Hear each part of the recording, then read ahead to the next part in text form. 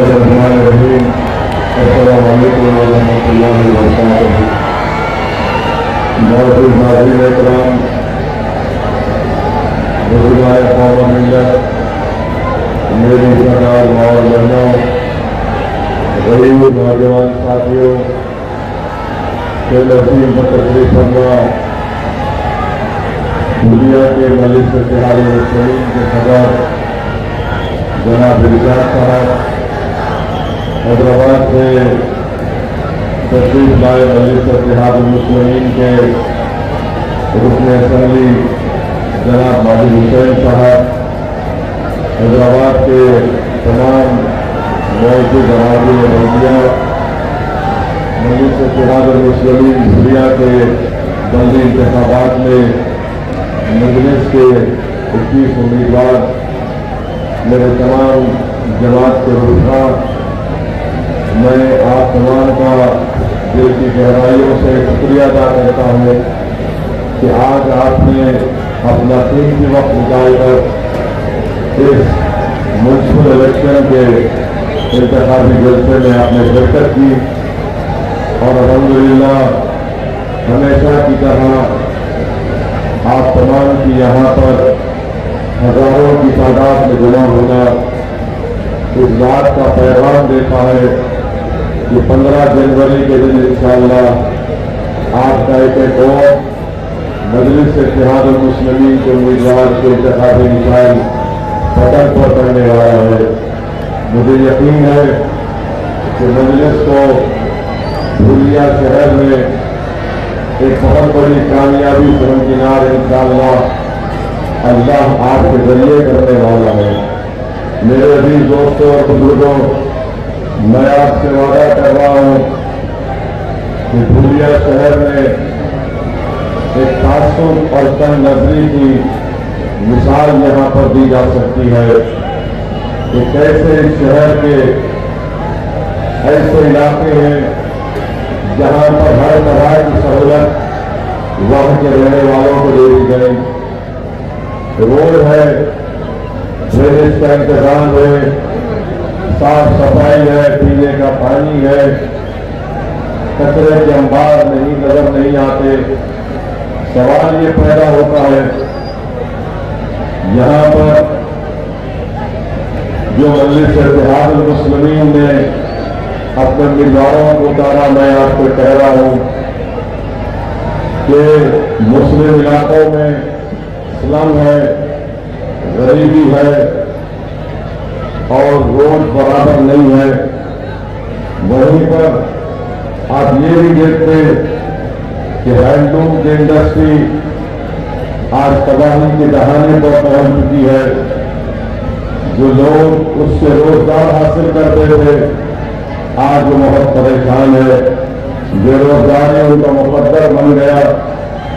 यहाँ पर तालीम के सिलसिले में हायर एजुकेशन के लिए बच्चियों के लिए कोई इंतजाम नहीं है, कोई प्रोफेशनल और स्किल बेस्ड कॉलेज नहीं है और खासतौर से लड़कियों के लिए एक सेफ एनवायरनमेंट नहीं है जहाँ पर वो जाकर पढ़ सके। और एक आम चीज हो चुकी है ड्रग्स का यहाँ पर इस्तेमाल होता है। मैं आपसे वादा कर रहा हूँ कि इंशाअल्लाह ताला आप मजलिस के इन 21 उम्मीदवारों को कामयाब करिए। ये जो नफरत और तासुब दिखाया जाता है खास तौर से अल्पसंख्यक समाज मुसलमान के महलों में, उसको मजलिस इत्तेहाद मुस्लिमीन खत्म करके रख देगी। और आप देखेंगे कि डेवलपमेंट अगर होगा तो सही तरीके से और पूरा प्लान तरीके से होगा। ऐसा नहीं है कि तमाम बजट जो है शहर के हिस्से जो है उसको इस्तेमाल कर लिया जाएगा। दूसरी बात मैं आपको बताना चाहता हूं कि हालिया दिनों में सुप्रीम कोर्ट ने दिल्ली में जो फसाद हुआ था जिसमें बहुत बड़ी तादाद में लोगों की मौत हुई, 40 से ज्यादा अल्पसंख्यक समाज के मुसलमानों की जानें उसमें गई, कई घर और कारोबार को जला दिया गया। सुप्रीम कोर्ट ने अपने हालिया फैसले में बहुत से लोगों को जो 5-5.5 साल से जेल में थे उनको जमानत पर रिहा किया। 2 अंडर ट्रायल्स को अक्यूज को सुप्रीम कोर्ट ने जमानत नहीं दी। और जमानत क्यों नहीं दी, इसकी वजह सुप्रीम कोर्ट ने बताई। मैं यहां पर खड़े होकर अपनी पढ़ाई को बयान करना नहीं चाहता हूं। जब यूपीए की सरकार थी, डॉक्टर मनमोहन सिंह वजीर आजम थे, जनाब चिदंबरम इस देश के गृह मंत्री या वजीर दाखिला थे। उस वक्त उन्होंने अनलॉफुल एक्टिविटीज प्रिवेंशन एक्ट को तरमीम किया और उसमें एक डेफिनेशन लगाया था कि दहशतगर्दी क्या होती है। मैं आज आपको पढ़ के सुनाता हूं कि मैंने पार्लियामेंट में खड़े होकर ये बात कही थी। 2008 की बात कर रहा हूं मैं आपसे, 2007 या 8 की बात कर रहा हूं। मैंने कहा था, अंग्रेजी में पढ़ के सुनाता हूं कि kindly see the section 50A of the Principal Act. It says A by any other means of whatever nature to cause or likely to cause. This is a subjective thing, and tomorrow if an investigating officer can even arrest Arundhati Rai for what she is writing, this by any other means of whatever nature is subjective things, who defines it? और इसी बुनियाद पर section 58 का principal act Chidambaram ने कराए थे। उस वक्त कांग्रेस पार्टी की रूलिंग पार्टी में मैंने पूछा था कि by any other means of what ever nature का मतलब क्या है, तो सुप्रीम कोर्ट ने इसी बुनियाद पर बाय एनी अदर मीन्स को इस्तेमाल करके, जिसको कांग्रेस पार्टी ने कानून बनाया था, जिसको असदुद्दीन ओवैसी ने पहले कहा था कि इसका गलत इस्तेमाल होगा, आज आप देखते हैं कि 2 नौजवान लड़के 5.5 साल से जेल में हैं और बेल नहीं होती है। और बेल क्यों नहीं होती? क्योंकि कानून को बनाने वाले कांग्रेस पार्टी के लोग थे। बताओ, जिनके बच्चे 5.5 साल से जेल में है, वो यूएपीए का कानून अगर किसी ने खराब तरीके से उसको बनाया तो उस वक्त गृह मंत्री चिदंबरम थे, वजीर आजम कांग्रेस पार्टी के थे। क्या कोई कांग्रेस पार्टी का नेता आजादी के बाद से कभी 1 साल, 2 साल, 5.5 साल जेल में रहा? बताइए मेरे अजीज दोस्तों और बुजुर्गों, मैं चैलेंज कर रहा हूं, मेरी ये तकरीर भारत के लोकसभा में मौजूद है। मैंने ये भी कहा था, इस अपने भाषण में मैंने कहा था कि अगर क्रॉस पार्टी ट्रीटी आप पढ़ेंगे तो 180 दिन का डिटेंशन की बात मैंने कही थी।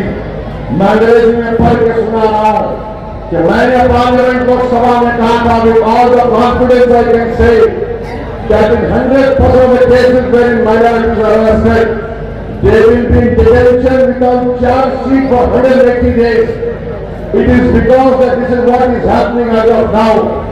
मैंने कहा the ground reality is that there is a huge difference between reality and hope.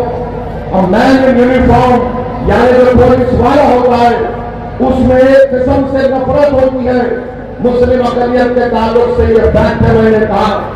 और मैंने कहा the fact is that he starts his investigation on the premise that the Muslims are terrorists. I can say with all the confidence that they will be detained for 180 days. मेरे अजीज दोस्तों और बुजुर्गों, इसकी बात मैंने बरसों पहले कही थी। आज जिन बच्चे जेल में सड़ रहे, जो मोदी के खिलाफ अगर कोई तकरीर करता है या फेसबुक पर लिखता है, तो ये मोदी सरकार उस कानून को इस्तेमाल करती है जिसको डॉक्टर मनमोहन सिंह की सरकार ने इसको मंजूर करवाया था। केस डायरी के बारे में मैंने कहा था, बताओ कांग्रेसियों, क्या तुम आज अपनी गलती का इकरार करने को तैयार हो? फिर 2019 में इसी यूएपीए कानून को अमित शाह ने और खराब कर दिया और कहा कि कोई भी एनआईए का इंस्पेक्टर दिल्ली में बैठकर किसी को भी टेररिस्ट घोषित कर सकता है। पूरी पार्लियामेंट में मैं और इम्तियाज जलील दो लोग थे जो उस कानून के खिलाफ वोट दिए। स्पीकर लोकसभा उस वक्त जनाब ओम बिरला साहब थे। ओम बिरला साहब ने कहा कि तुम्हारे पास सिर्फ 2 वोट है और तुम अपना ऑब्जेक्शन इस पर मूव कर रहे हो। मैंने कहा सर 2 वोट जरूर है मगर हमारे साथ अल्लाह है। आज आप देखते हैं कि कांग्रेस पार्टी ने ऐसे ऐसे कानून बनाए और ऐसे ऐसे कानून बनाने में मोदी का साथ दिया जिसके शिकार मुसलमान, दलित, आदिवासी ये लोग होते हैं। भीमा कोरेगांव हुआ, 5.5-6 साल लोग जेल में थे। स्टैंड स्वामी 80 साल का बूढ़ा पानी नहीं पी सकता था। उसने हुकूमत से कहा महाराष्ट्र की बीजेपी गवर्नमेंट से, मैं गिलास में पानी नहीं पी सकता, मुझे पानी पीने के लिए स्ट्रा दो। वो स्टैंड स्वामी जेल में मर गया। बताओ कांग्रेस पार्टी, क्या तुमने ये किया नहीं किया? मैं उस कानून की उस वक्त चिदम्बरम जब मूव कर रहे थे उसके खिलाफ वोट किया। अमित शाह कानून लेकर आए, उसके खिलाफ वोट किया। आज कांग्रेस पार्टी आकर हमसे कहती है कि मजलिस परस्त है। अरे तुमने जो बर्बादी की अगर दास्तान तुम्हारी बोलना शुरू करूंगा ना तो तुम मेरी जबान का मुकाबला नहीं कर सकोगे। क्या आप जानते हैं? क्या आप जानते हैं? पूछो इन कांग्रेसियों से। श्रीनगर में हजरत बल है जहां पर रसूलुल्लाह सल्लल्लाहु अलैहि वसल्लम का मुए मुबारक बाल मुबारक है। 1962 दिसंबर में वो चोरी हो गया, पूरे मुल्क में फसाद हुआ। नेहरू प्राइम मिनिस्टर थे। नेहरू की मौजूदगी में 1 लाख के करीब बंगाली बोलने वाले भारत के मुसलमानों को उस वक्त के ईस्ट पाकिस्तान यानी मौजूदा बांग्लादेश में ढकेल दिया गया। ये जो नॉर्थ ईस्ट के स्टेट द्वारा नहीं बने थे, 15,000 मुसलमानों के डिपोर्टेशन नोटिस दी गई या उनको ईस्ट पाकिस्तान में ढका दिया गया। आज नरेंद्र मोदी वही पॉलिसी को लेकर चल रहे, जो दिखता मुसलमान बांग्लादेशी बोल दो उसको। मेरे भाई, ये इनकी दास्तान है। इसीलिए लोग असदुद्दीन अवैसी से नफरत करते हैं। बताओ कांग्रेसियों, क्या आपके दौर में नहीं हुआ? आज तुम दुनिया में अपने उम्मीदवार उतारकर बड़ा समझ रहे हो कि नहीं हम कांग्रेस पार्टी है। अरे चुल्लू भर पानी में डूब पड़ो तुम लोग। मुंबई शहर में ट्रेन का ब्लास्ट हुआ, 185 लोग मारे गए, भारत के नागरिक। 11 मुसलमानों को पकड़ा गया, 19 साल जेल में थे लोग। सोचो 19 साल। अगर तुम आज जलसे में यहां पर आए हो और खुदा ना खास्ता तुम्हारे घर से फोन आता है कि जल्दी आओ अब्बा की तबीयत खराब हो रही, तो तुम दौड़ते हुए जाते। सोचो थोड़ी देर के लिए वो 11 लोग 19 साल जेल में थे।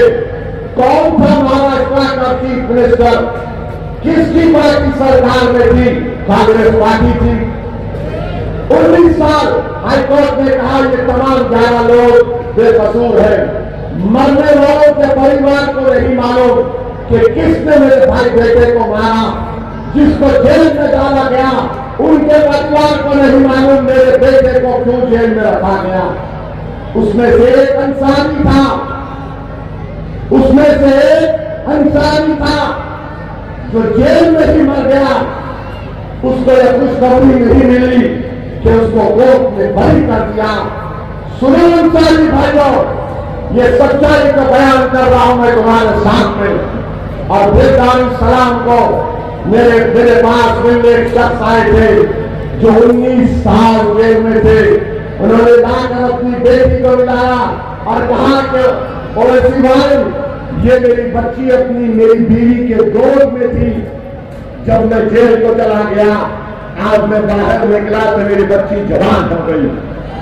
ये इनके कारनामे हैं, ये इनकी हकीकत है। मालेगांव में बम ब्लास्ट हुआ, दो बम ब्लास्ट हुए।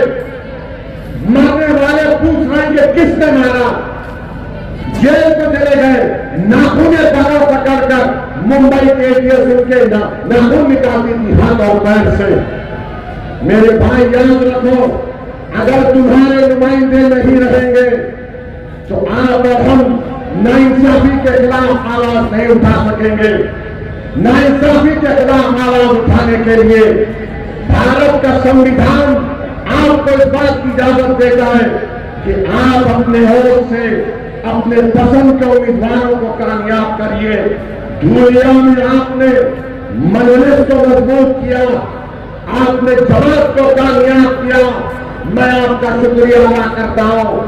आपने 70,000 के करीब वोट हालिया असम्बली इलेक्शन में मजलिस इत्तेहाद मुस्लिमीन को दिए, मैं आपको सलाम करता हूं। हम कामयाब नहीं हुए मगर असदुद्दीन ओवैसी आपसे वादा करके जा रहा है कि मेरी भी जिद है और मैं अल्लाह से दुआ कर रहा हूं कि परवरदिगार, अगर हम अब नहीं जीते तो 5 साल के बाद धुलिया, औरंगाबाद, शोलापुर और मुंबई और विदर्भा से मजलिस के मेले को कामयाब कराएंगे, जिताएंगे धुलिया से मजलिस के विधायक को दोबारा इंशाअल्लाह ताला। हम पीछे हटने वाले नहीं हैं। और याद रखिए मजलिस इज्तिमाइयत की बात करती है, मजलिस इंफरादियत की बात नहीं करती। अगर मैं भी मर जाऊंगा तो मैं मरूंगा एक दिन, मजलिस आबाद रहेगी, मजलिस ताकतवर रहेगी। अगर कोई ये समझता है कि उसके चले जाने से मजलिस कमजोर हो जाएगी, अरे अगर आज मैं मजलिस में नहीं रहूंगा तो मेरी कोई पहचान नहीं है, मेरी कोई पहचान नहीं है। अगर अल्लाह ने मुझे आज इज्जत दी, बोलने की सलाहियत दी, तो वो सिर्फ अल्लाह ने मजलिस इत्तेहाद मुस्लिमीन की वजह से मुझे मुकाम दिया। अगर कोई भी शख्स जो आज इस डेस्क पर बैठा हुआ है वो भी सुन ले, अगर वो ये समझ रहे हैं कि मैं हूं तो मजलिस है, अरे तुम है, तुम हो या ना रहो, अल्लाह तो वहदहुल्ला शरीक है, अल्लाह तो हमेशा रहने वाला है। अल्लाह अपना काम किसी से नहीं ले सकता है, हम रब्बे कायनात के मोहताज हैं। तो कोई हक ये ना समझे कि मैं हूं तो मजलिस है। अरे मजलिस रहेगी, जो खुशकिस्मत होगा वो वफादार रहेगा, वही खुशकिस्मत होगा जो इन गरीबों की आवाज को समझेगा। याद रखो, आखिर ये कब तक चलता रहेगा कि अपने नफ्स के लिए, अपनी शोहरत के लिए, अपनी जाती मफादात के लिए आप अखियारों की चौखट पर जाकर सर को झुकाएंगे। अरे छोड़ो ये इम्तियाज जलील को देखो, आज इम्तियाज जलील पार्लियामेंट का इलेक्शन तमाम सेकुलर और कम्युनल पार्टी से मिलकर हराया। असेंबली का इलेक्शन लड़ा, इम्तियाज जलील 1100 वोट से हार गया। इम्तियाज जलील हार गया, मगर अल्लाह ने इम्तियाज जलील को इतनी शोहरत से नवाजा कि आज अगर महाराष्ट्र के मुसलमानों का अगर कोई सबसे बड़ा नेता है तो उसका नाम सैयद इम्तियाज जलील है। आज आप जानते हैं इस बात को। तो मेरे अजीज दोस्तों और बुजुर्गों, आपको अपने हौसलों को बुलंद रखना पड़ेगा, डरने और घबराने की जरूरत नहीं है। ये जिंदगी में नसीबो फराज से उनको गुजरना पड़ता है। हम जरूर इंशाअल्लाह ताला दोबारा दुनिया से मजलिस के मेले को मुंतखब करेंगे।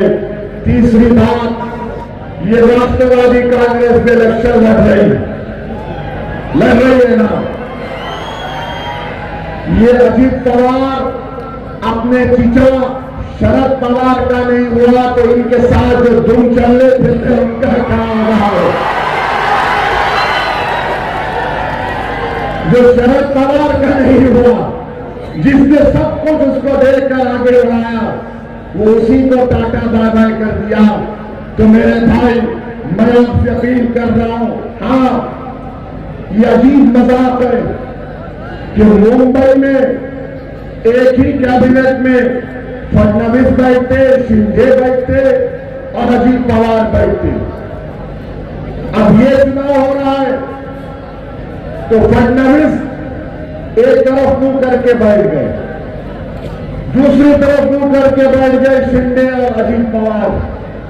किसको बेवकूफ बना रहे हैं ये लोग? किसको बेवकूफ बना रहे हैं? वहां तुम मुंबई में बैठकर दबाकर वड़ा पाव मलाई दबाकर खाएंगे और यहां दुनिया को आगे बोलेंगे मैं नहीं जानता उसको में कौन है। इसको बोलते नूरा कुश्ती। ये नूरा कुश्ती हो रही है फडणवीस, शिंदे और अजीत पवार के दरमियान में।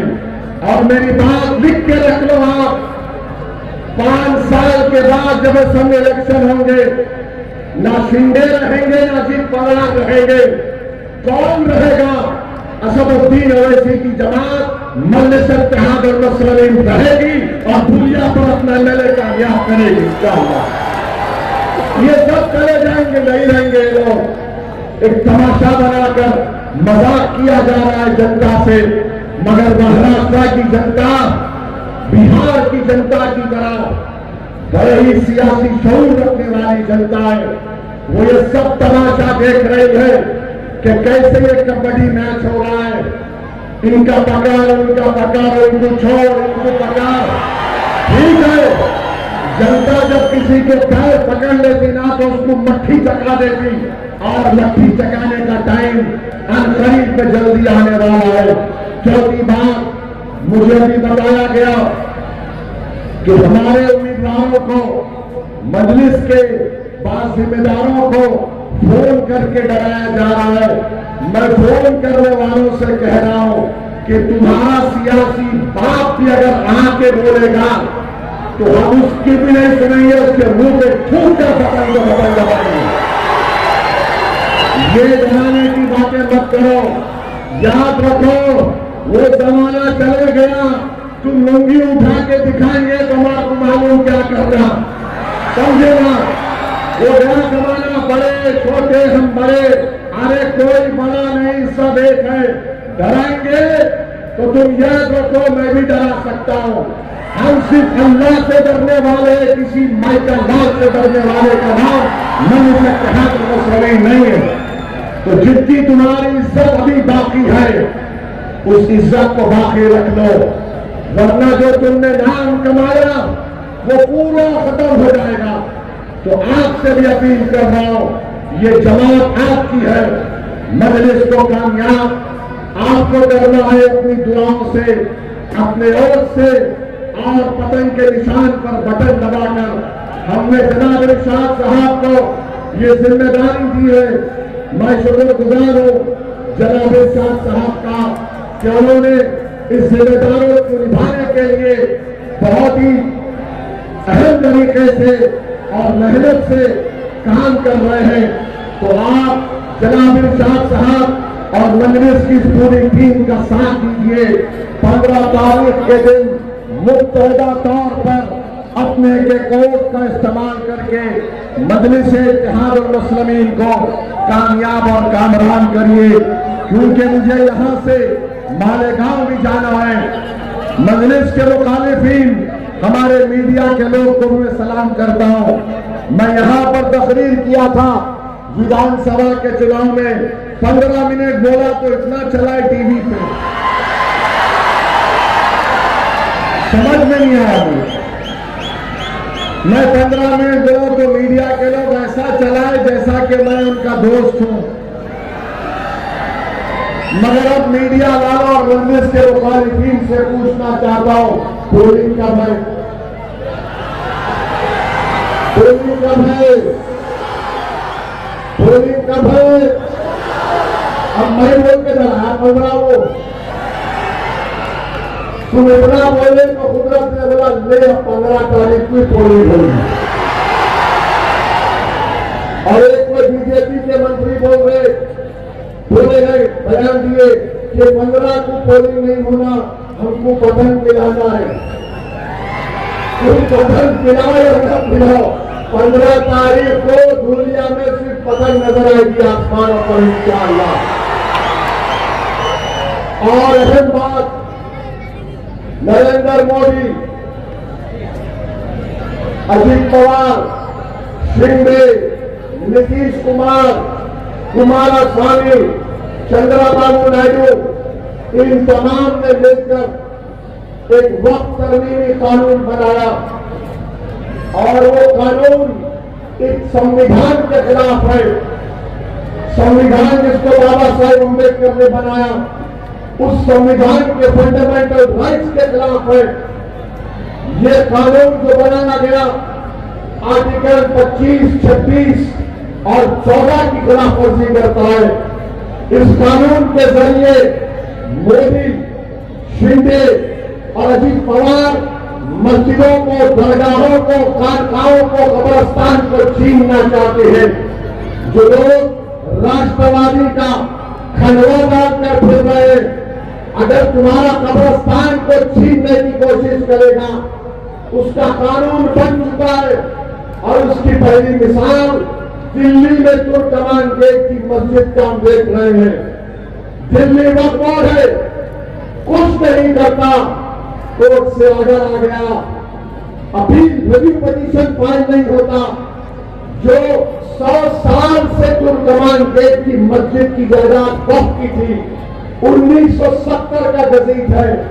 बुलडोजर जाकर सुबह 1:30 बजे वो तमाम की तमाम जायदादों को तोड़ दिए और बुलडोजर जब उन जायदादों को तोड़ रहा था, मस्जिद की दीवार में तड़क आ गई।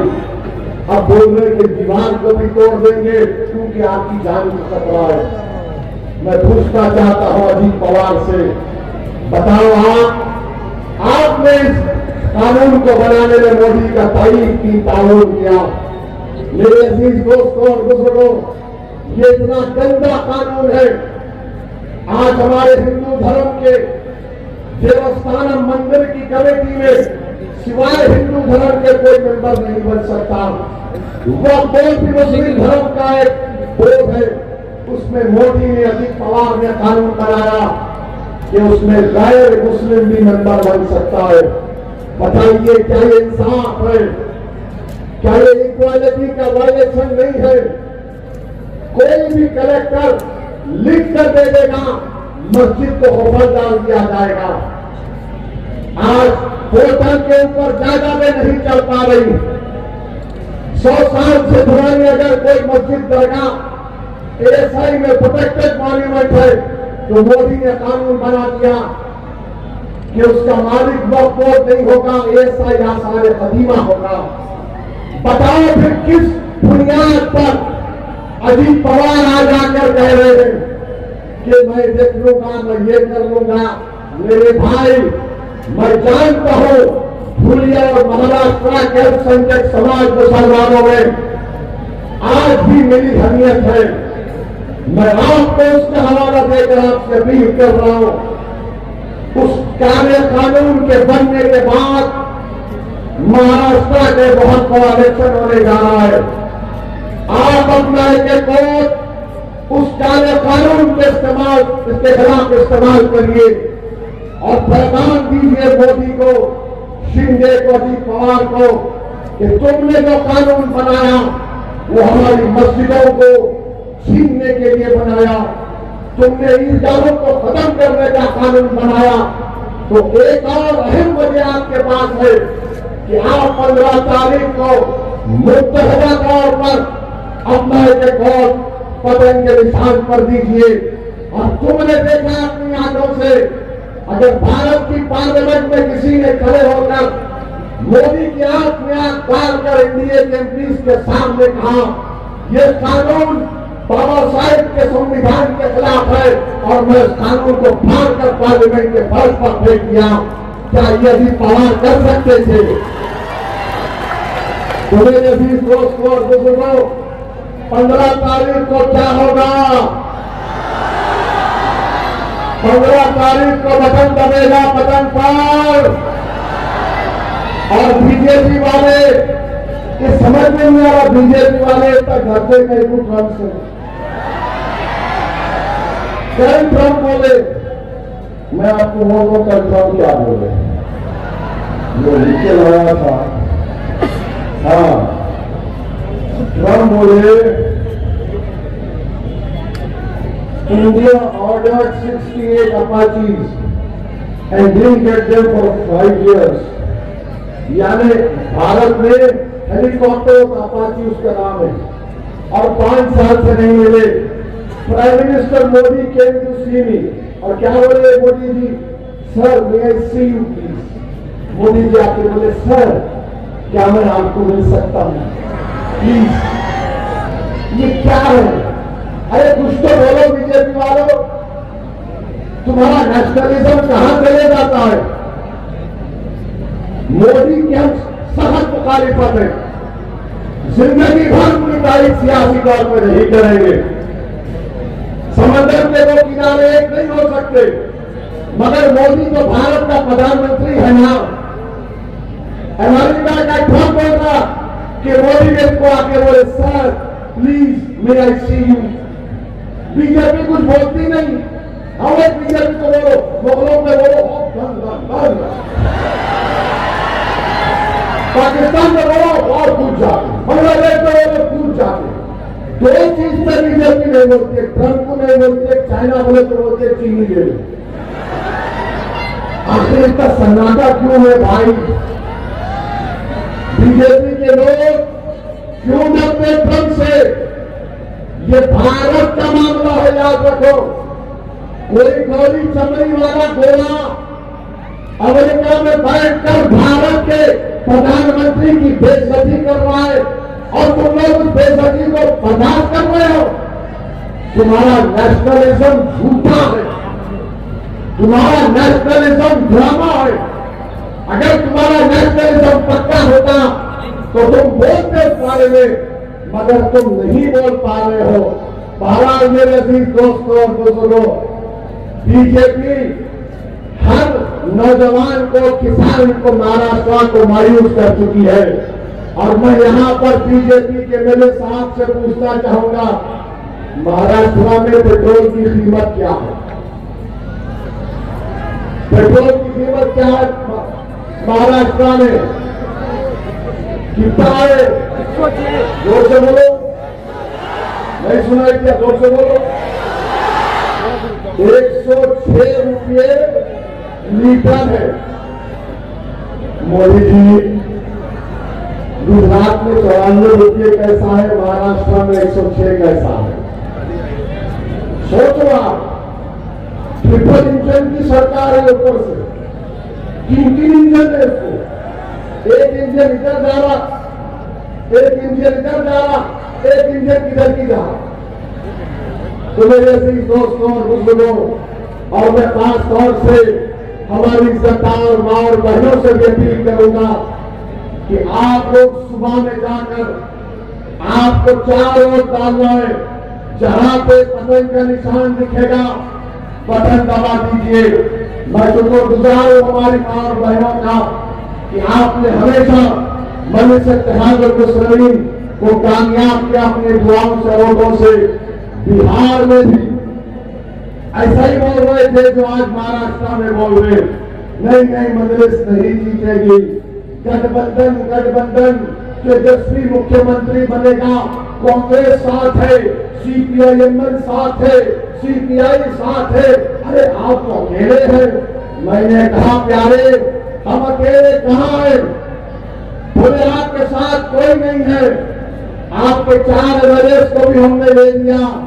मैंने उस वक्त इन तमाम नेताओं से कहा था कि तुमने 4 एमएलए को तोड़ा, मैं 4 का बदला 24 से लूंगा इंशाअल्लाह ताला।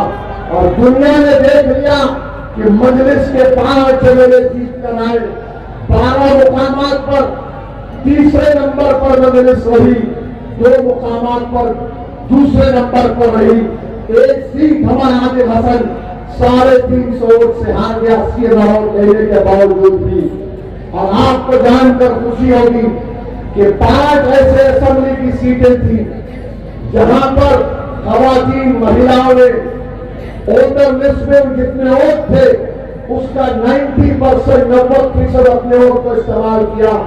वो 5 में से 3 असेंबली की सीट मजलिस में जीती। तो हमेशा हमारी मां और बहनों ने मजलिस इत्तेहादुल मुस्लिमीन का साथ दिया। मैं आपसे भी अपील कर रहा हूं कि दुनिया के अच्छे मुस्तकबिल के लिए जहां पर आप रहते हैं वहां पर विकास और डेवलपमेंट के काम को कराने के लिए मेरी आप तमाम से अपील है कि मजलिस को वोट देकर कामयाब करिए। और कोई ताज्जुब की बात नहीं होगी कि 15 से ज्यादा हमारे कॉन्फिडेंस इंशाअल्लाह आपकी बात कामयाब होंगे। ये बात सहन कर लीजिए आप। तो मेरे भाई 15 तारीख को बटन पर बटन दबेगा, आज जाकर जवाब दीजिए। बटन पर बटन दबेगा, क्या पैगाम देंगे आप बीजेपी को, अजीत पवार को, कांग्रेस को? बटन पर बटन दबाकर मजलिस को कामयाब करिए। और मैं देख रहा हूँ सरों के समंदर को जो दूर तक खड़े हुए हैं, मैं उनसे कहूंगा कि जो दूर खड़े हुए हैं वो अपनी सेल फोन की लाइट को खोले और यहाँ के लोग भी अपनी सेल फोन की लाइट खोलकर दुनिया को बता दे, महाराष्ट्र को बता दे, मजलिस को बता दे, चीन को बता दे कि ये मजलिस इत्तेहादुल मुस्लिमीन की मोहब्बत है, ये मजलिस इत्तेहादुल मुस्लिमीन की कामयाबी होगी।